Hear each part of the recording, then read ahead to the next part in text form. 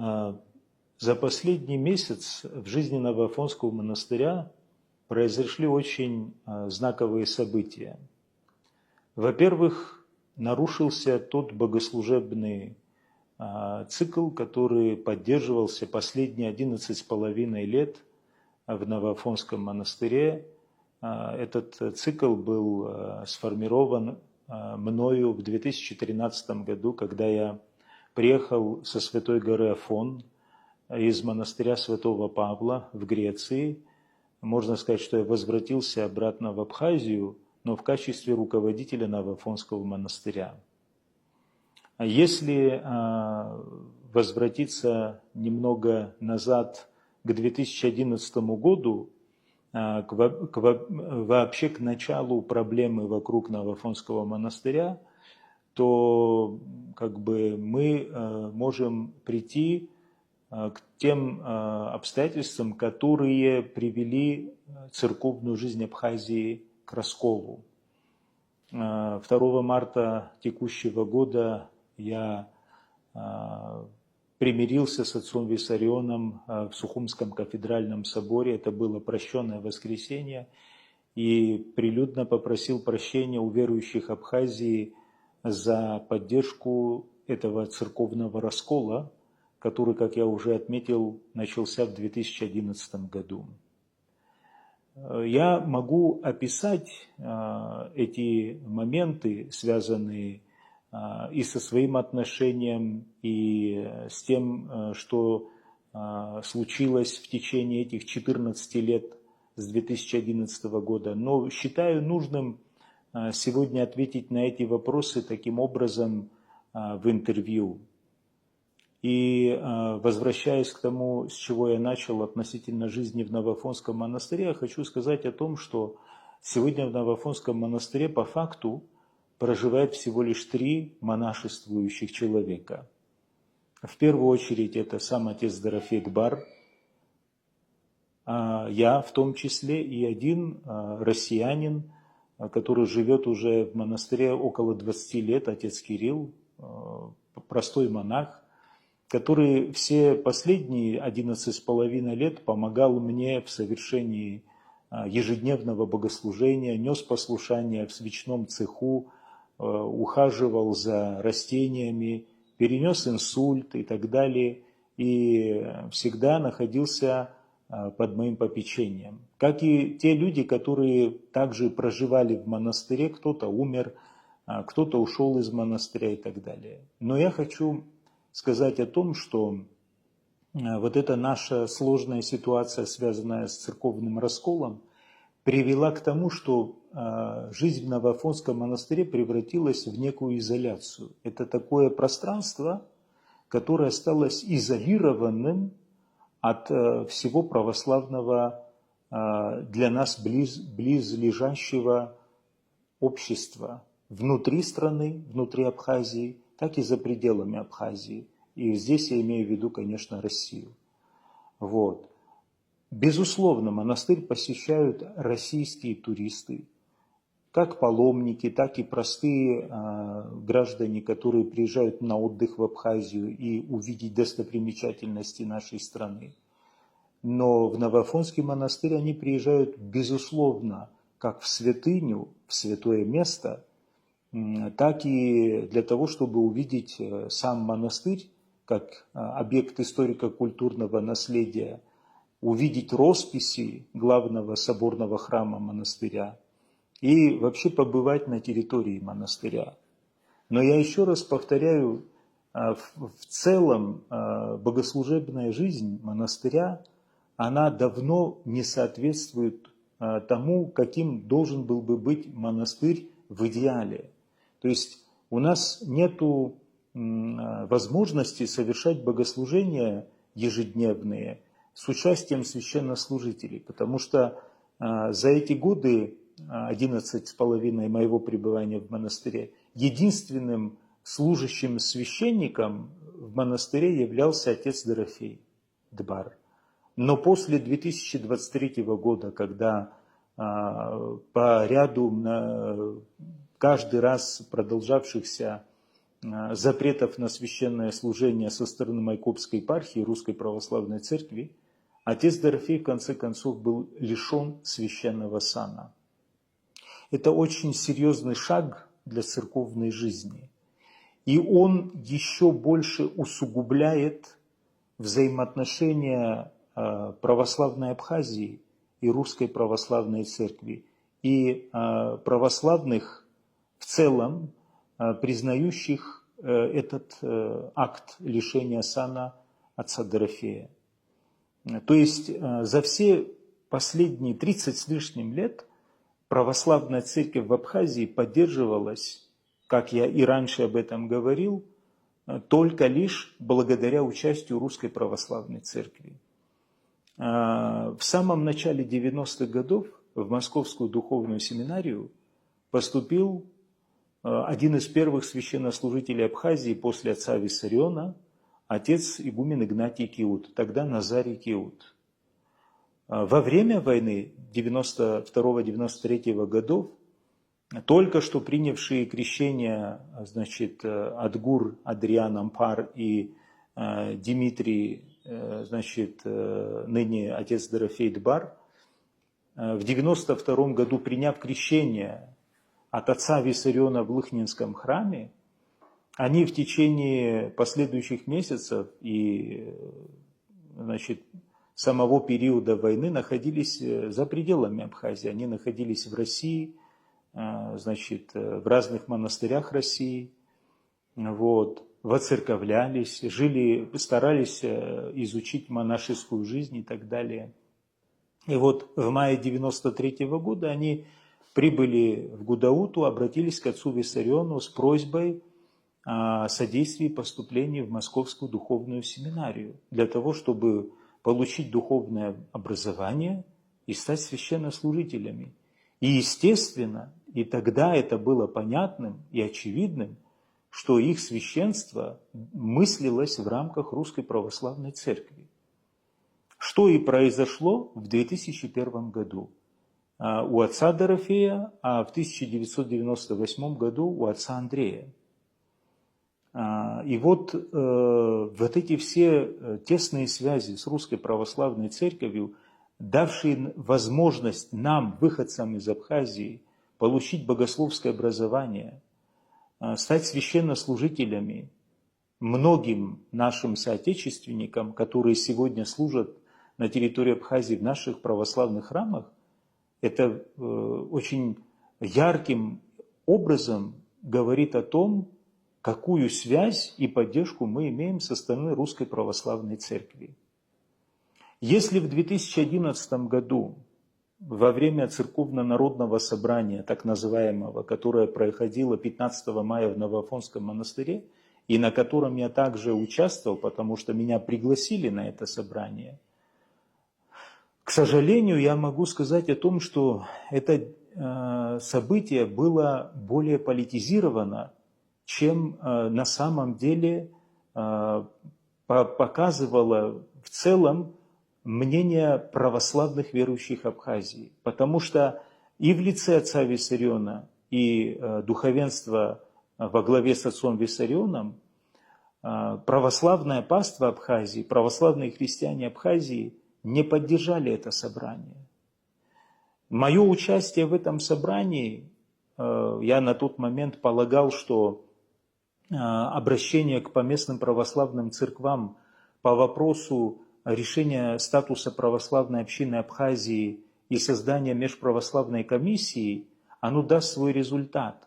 Но опять-таки мы были поставлены перед теми фактами, что в этом обращении должна принять участие политическая власть Абхазии, что без участия руководства Абхазии это обращение, в том числе к Константинопольскому патриаршему престолу, не будет иметь значения. Даже те собранные 70 тысяч подписей, которые, значит, общественные деятели Абхазии провели вот в период 2000, если я не ошибаюсь, 2012 года, даже эти собранные подписи в которых главным вопросом при опросе людей был именно тот момент, связанный с независимостью Абхазской православной церкви от Грузинской православной церкви, народ дал свой ответ, что он за независимость Абхазской православной церкви от Грузинской православной церкви.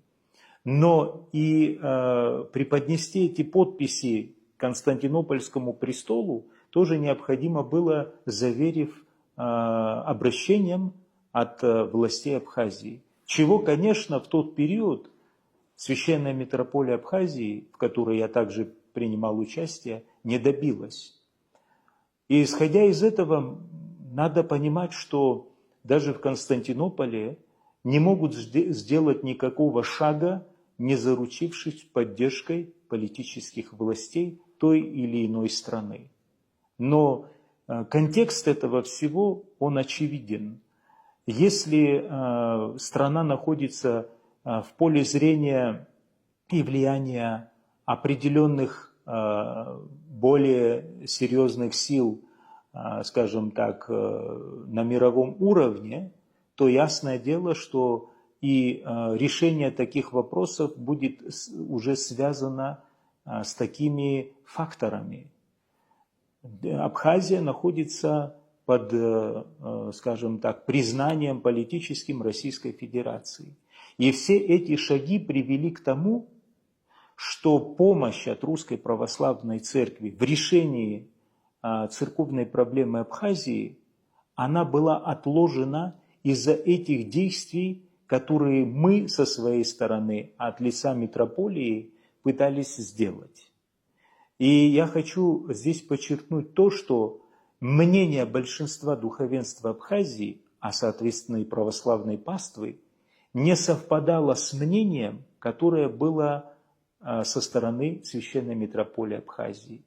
Да, те лица, которые поддерживают отца Дорофея и митрополию в отношении вектора деятельности, направленного на Константинополь, они как бы в этом отношении ссылаются на то, что здесь речь идет об независимости Абхазской церкви.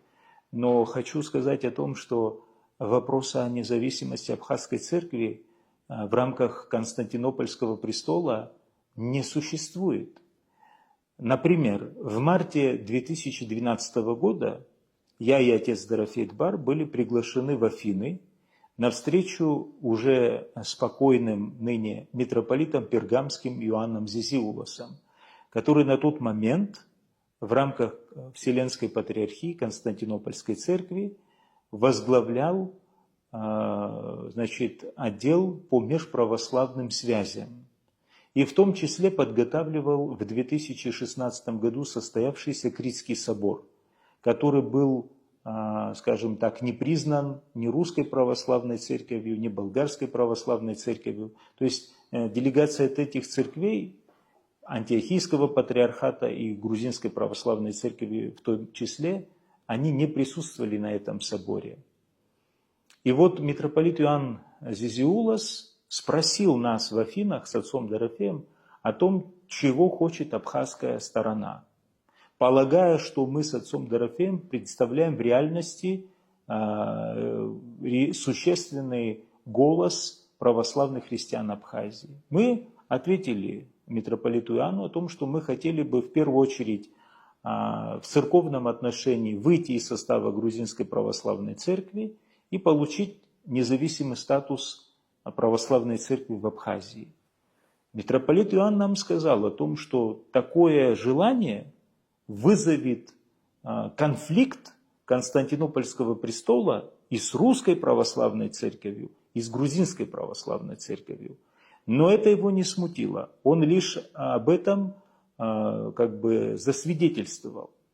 Но нам он сказал, что предоставление как самой по себе автокефалии невозможно для Абхазии, а возможно лишь перевести православную паству Абхазии из ведения грузинской церкви в лоно Константинопольской церкви в качестве автономной церкви И то статус этот и дальнейшее церковно-административное будущее должно будет обсуждаться в перспективе, если это будет возможным.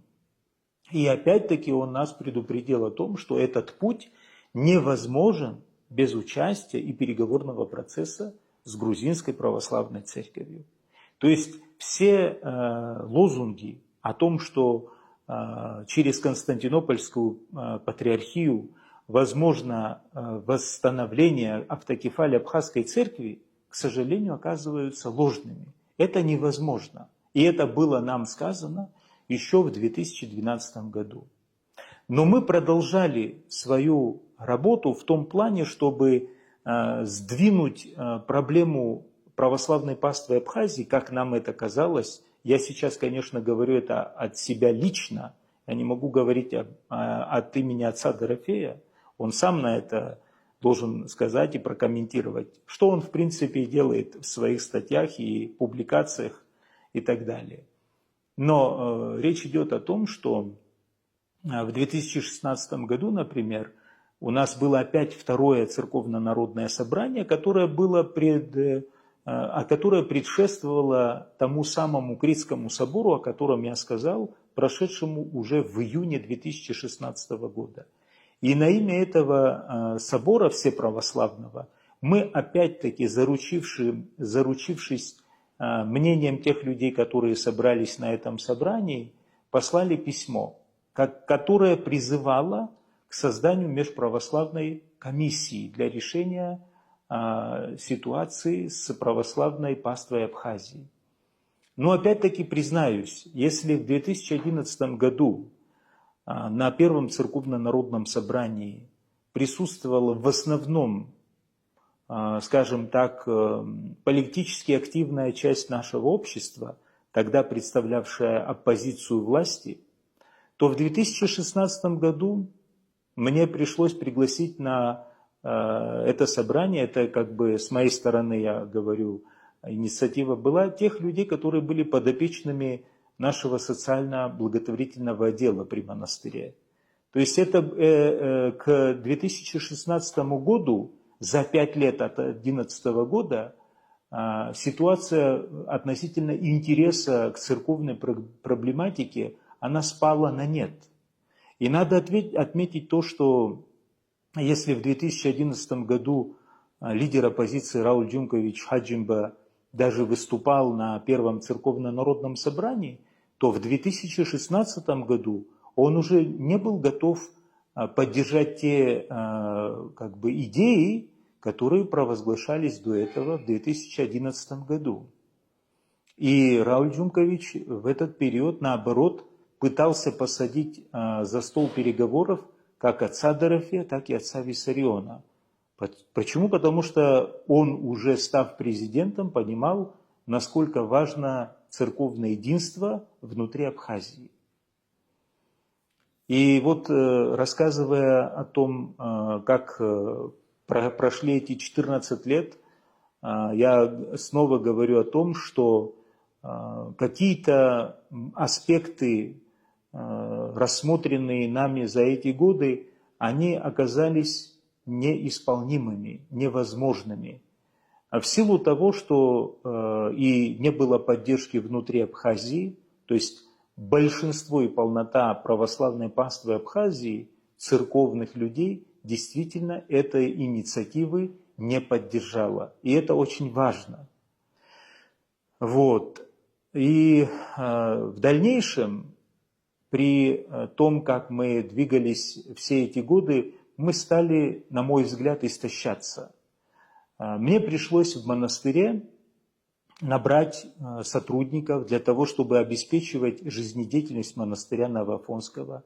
Ведь одно дело провозглашать лозунги относительно решения церковной проблематики, а другое дело – это содержание и забота о таком крупном духовном центре и историко-культурном объекте, каким является Новоафонский монастырь.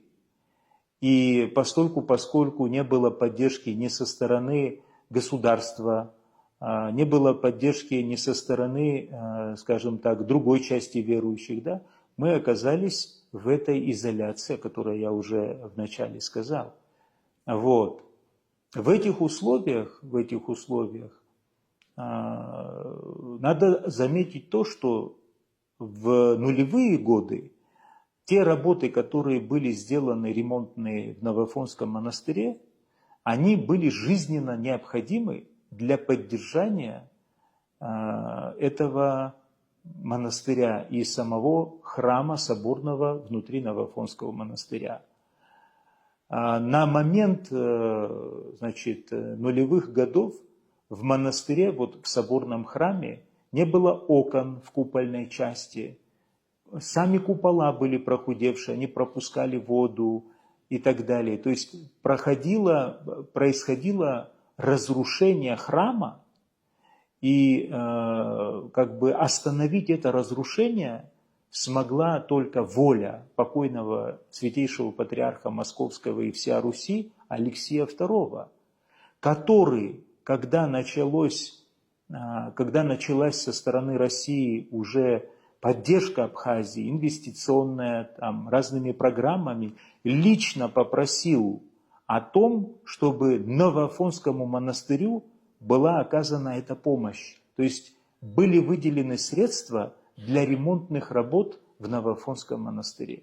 И это было осуществлено. Мы с вами сегодня видим, что в Новом Афоне новые купола, что фасад Большого соборного храма, он был отремонтирован. Внутри двор Новоафонского монастыря был заново переложен, укреплен, и была сделана дренажная система. И одна из очень важных проблем – это то, что в цокольном помещении соборного храма из-за того, что несколькими десятилетиями ранее была нарушена дренажная система, накапливалась вода. Это можно себе представить, что вот прям под полом Новоафонского монастыря на нижнем помещении был полностью заполненный водой бассейн.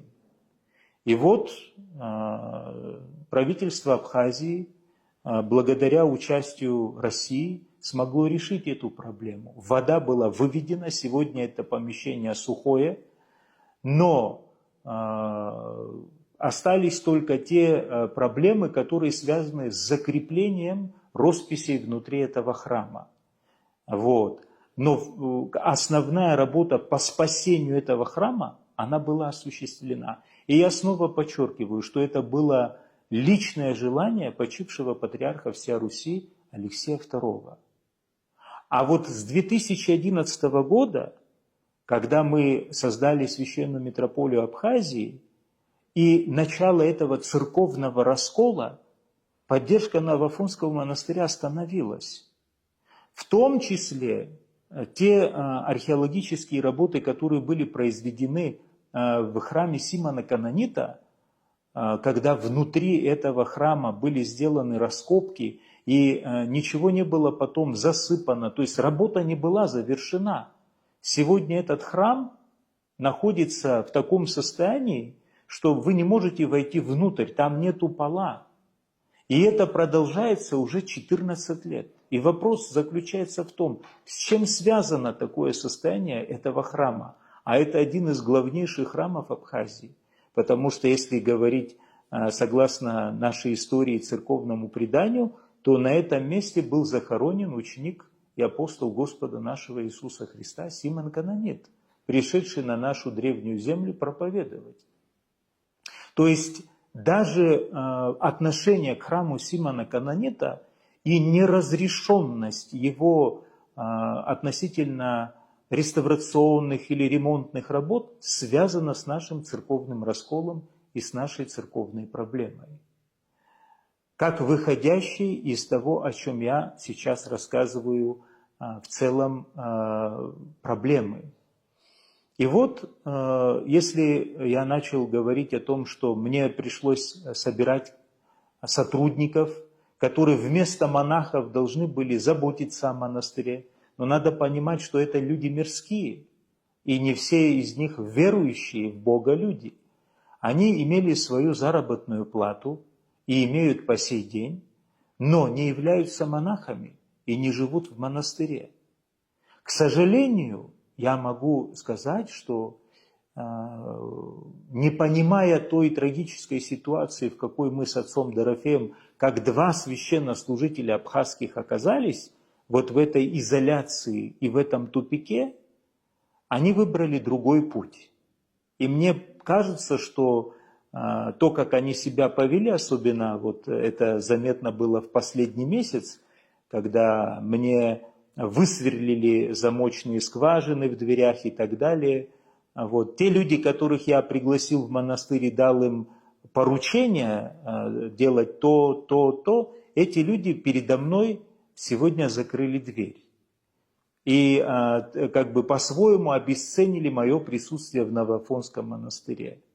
Но предыстория всех этих событий, о которых я сейчас немного как бы говорю, она произошла 30 января, когда я на очередном собрании митрополии, отчетном собрании митрополии, сказал о том, что я слагаю свои полномочия. Я сложил свои полномочия как административный руководитель митрополии по ряду причин. Во-первых, ввиду того, что, как я уже несколько раз об этом сказал, мы оказались в полной изоляции. И одному руководить монастырем было очень тяжело. Почему? Потому что, когда ко мне обращались люди с просьбами дать в долг несколько миллионов, там, решить какие-то другие личные проблемы, и мне приходилось в этих условиях одному находить ответы на эти просьбы, то это мне лишний раз говорило о том, в какой опасности мы уже находимся. Или лично я, или в целом то, где мы находимся. Место.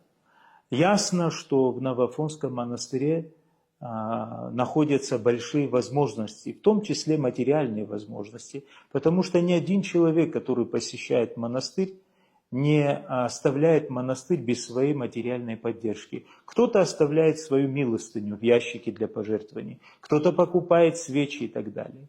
Но все, что делается в монастыре, за исключением нескольких людей, которые там работают и по сей день, все остальные люди, которые обслуживают монастырь, я подчеркиваю, обслуживают монастырь, они были приглашены мною на работу, и им даны были поручения делать то и то. Но, к сожалению, за несколько лет, по ряду причин, эти люди создали свой коллектив, противопоставив его мне лично, как духовному руководителю, монаху, живущему в этом монастыре, и показавшие уже свои интересы. Я думаю, что эти люди полагают, что они находятся в монастыре как на таком же объекте, каким является Новоафонская пещера или Рицинский заповедник и так далее. Кто-то думает, что он может находиться в монастыре как долевик от тех, скажем так, возможностей материальных, которые можно в монастыре приобрести и так далее. Об этом говорить очень непросто. Но за все эти годы мне приходилось держать эту ситуацию под контролем настолько, насколько я это мог сделать. Единственное, что последнее время, более полугода тому назад, я почувствовал опасность для себя, что ситуация уходит из-под контроля. И мне пришлось просто отказаться от всех этих обязанностей на собрании Совета 30 января нынешнего года. 5 февраля, через неделю фактически после этого собрания, я попросил некоторых членов Совета, вот Омара Туковича Трапши и Руслана Владимировича Пандария, а также Германа Маршания, обсудить вопрос нашего дальнейшего существования. Ну, поскольку это были всегда моими близкими, старшими в лице жителей Новоафона членами Совета и прихожанами, да, вот. И вместе с отцом Дорофеем у нас прошла беседа. Можно сказать, что я был инициатором этой беседы. На этой беседе я объяснил отцу Дорофею, ну, я бы сказал, что я высказал ему свое мнение о том, что мы находимся в тупике. Я и отец Дорофей вместе находимся в тупике. О том, что нет смысла поддерживать раскол внутри Абхазии этот церковный раскол, который повлиял и на общество, и на внутреннюю обстановку в нашей стране. Я поделился с ним своими переживаниями, своим мнением. И призвал отца Дорофея остановиться, признать лишение сана со стороны Русской Православной Церкви и вместе с отцом Виссарионом дальше оставаться внутри Абхазской церкви, здесь в Абхазии, но быть вместе с отцом Виссарионом, аннулировав священную митрополию Абхазии как причину этого раскола и так далее. К сожалению, отец Дорофей моего мнения не поддержал, и мне пришлось, после того, как и другие члены Совета также высказались в этом отношении с тем, что они не верят в то, что возможен мир с отцом Виссарионом, что возможно будущее, вместе с Русской Православной Церковью в Абхазии и развитие Абхазской церкви. Мне пришлось сообщить отцу Дорофею о том, что я прекращаю свою поддержку отца Дорофея и свое дальнейшее пребывание в Священной Митрополии Абхазии. И в том числе участие в богослужениях вместе с отцом Дорофеем. Конечно, для отца Дорофея это было шоком, мое заявление. Он по-своему это назвал. На этом мы с ним расстались. К сожалению, 6 февраля отец Дорофей пришел к сотрудникам монастыря и сказал им о том, что я его предал.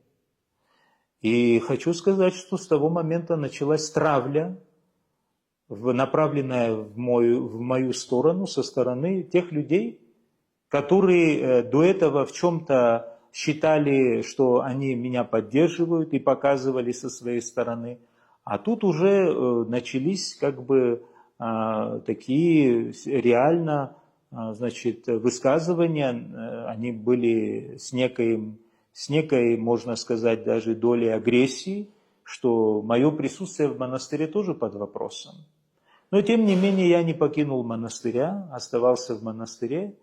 И через месяц, 2 марта, как я тоже об этом уже сказал, я на прощенное воскресенье в Сухумском кафедральном соборе публично примирился с отцом Виссарионом и попросил прощения у православной паствы Абхазии за поддержку этого раскола. Так это произошло 2 марта.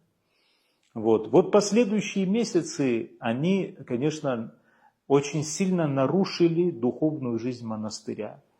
С одной стороны, перед Пасхой в храме появилось духовенство Абхазии, которое по благословению отца Виссариона стало совершать богослужение. Это было за неделю перед Пасхой. На саму Пасху было богослужение, которое показало, что люди верующие приехали как в соборный храм, где уже служили отец Далмат Гопия и другие священнослужители, посланные отцом Виссарионом, и часть верующих, которые остались верными отцу Дорофею, но совершали богослужение в Андреевском пределе Новоафонского монастыря. И такая же ситуация произошла на день памяти святого Симона Канонита 23 мая. Но при этом я хочу сказать, что 30 апреля Совет Митрополии избрал отца Дорофея, лишенного сана Русской Православной Церковью, настоятелем Новоафонского монастыря. Это было сделано гражданскими лицами, членами Совета Митрополии. Конечно, такие действия с точки зрения духовной, они вызывают большие вопросы. Но тем, кто принял такое решение, и я даже не понимаю, над кем является отец Дорофей настоятелем в данной ситуации, они руководствовались теми, скажем так, идеями, которые они для себя считают правильными, но как человек, также обладающий богословским образованием, я могу сказать, что это неверные действия. Они не соответствуют духовным законам. Речь идет не о моей, скажем так, борьбе за власть в Новоафонском монастыре или потом, как в некоторых своих статьях на мои бывшие, так сказать, прихожане по Новоафонскому монастырю стали писать в мой адрес как бы свое мнение, обвиняя меня в тщеславии, в зависти к отцу Дорофею. Но я прошу прощения, в чем мне завидовать отцу Дорофею и чем мне тщеславиться? Я отца Дорофея всегда поддерживал, и во всех его научных изысканиях был одним из первых, кто проверял или поддерживал его в каких-то мыслях, говоря ему свое мнение. Что же касается церковной жизни, да, у нас были разногласия, они были всегда, эти разногласия, но поскольку в последнее время, особенно последние 1,5 года, они достигли уже своей вершины, но вы знаете, еще после 5 февраля я также, прекратив участие в богослужении с отцом Дорофеем, обратился к нашим прихожанам относительно того, что надо вместе с отцом Виссарионом продолжить нашу церковную жизнь. Я дал возможность людям подумать о том, к чему я их призываю. К единству, да, пожертвовав тем, что отец Дорофей перестанет совершать богослужение как священник. Но предоставляя решение этого вопроса отцу Виссариону перед патриархом всея Руси Кириллом, святейшим патриархом Кириллом. Однако же ни наше паство, ни сам отец Дорофей на этот путь не встали и не поддержали этого мнения. Поэтому мой шаг был полностью обесценен. А последовавшие комментарии, которые написали некоторые прихожане отца Дорофея и так далее, они просто вывели меня в такую, сторону, где я был, обвинен во всех грехах, и в том числе, как я уже сказал, в зависти к отцу Дорофею. Но я еще раз повторяю, дорогие мои, завидовать нечему. Мы находимся на дне того тупика, к которому мы пришли. А самое важное то, что в священной митрополии Абхазии нет духовенства. Отец Дорофей остался одним. И за эти 14 лет с 2011 года не было ни одного рукоположения для митрополии, чтобы совершать таинства и так далее, канонического рукоположения. А сам отец Дорофей, как и отец Андрей, о котором я, конечно, сейчас вообще ничего не говорю, были лишены сана. В 2021 году был лишен сана отец Андрей Ампар, а через 1,5 года был лишен сана отец Дорофей Дбар. Вот результат того, к чему мы пришли в итоге. И я хочу сказать, что исторически 30 с лишним лет тому назад отец Виссарион ходатайствовал об этих тогда молодых людях и перед Владиславом Григорьевичем Арценба об освобождении их от воинской обязанности в тот период, когда была Отечественная война народа Абхазии. О том, что Владислав Григорьевич написал письмо патриарху всея Руси Алексию о принятии в духовные школы этих 2 молодых абхазов. И через 30 лет мы получаем результат, что патриарх всея Руси Кирилл своим указом в 21 году лишает сана сначала отца Андрея, а в 23 году лишается сана отец Дорофей Дбар. Это очень страшная ирония, которая произошла с нами по нашей же вине. Потому что мы не оправдали того, на что мы рассчитывали, и того доверия, которое русская церковь нам со своей стороны оказала. Это трагическая история. Я не хочу ничего плохого в адрес отца Дорофея сказать. Я хочу сказать, что до последнего я старался бороться за сохранение его священства. Но отец Дорофей сослался на то, что он признается митрополитом из Греции, высокопреосвященнейшим Димитрием, митрополитом Гумениса и Поликастру, и что этого для него достаточно. Но живя в Абхазии, в этих условиях, мнение митрополита Димитрия значения не имеет. Мы находимся в другой ситуации. И я еще раз повторяю, мы оказались в тупике. Для кого-то, в силу того, что отец Дорофей представляет как человек уважения, доверия и так далее, да, слова отца Дорофея о том, что он остается священником, имеют значение. Но это не совсем остается правильным мнением, потому что отец Дорофей с 23-го года лишен священного сана и находится в статусе монаха. Отец Дорофей уже не может совершать литургию, крещения и венчания. Это горькая правда. Я тоже пытался этому сопротивляться 1,5 года. Но я пришел в тупик, потому что мы оказались в ситуации, когда монастырь превратился уже совершенно в другое место, где оказались интересы людей, которые хотят решить какие-то свои личные проблемы. Я говорю об этом с глубоким сожалением. И надо понимать, что в монастырь не могут прийти все верующие Абхазии, хотя, как мы помним прекрасно из заявлений даже Владислава Григорьевича Арзенба о том, что монастырь передан Абхазской православной церкви в лице отца Виссариона, я хочу отметить то, что с 1998 года в монастыре находятся абхазы, но не живет отец Виссарион. И всеми делами монастыря занимаются те, кто являются настоятелями с 1998 года. Это был отец Андрей Ампар, 15 лет. Это был я, 11,5 лет. Но отца Виссариона физически не было в монастыре. И не было в том числе его финансовой заинтересованности внутри монастыря.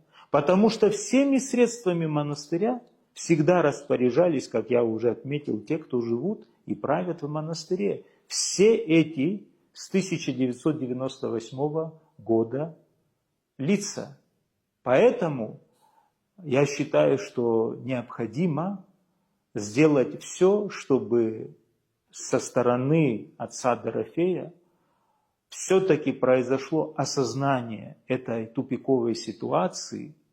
И я надеюсь на то, что отец Дорофей не станет заложником тех людей, которые не совсем понимают того, как самой Абхазской церкви и нашей стране вредит та позиция, в которой сегодня они все оказались.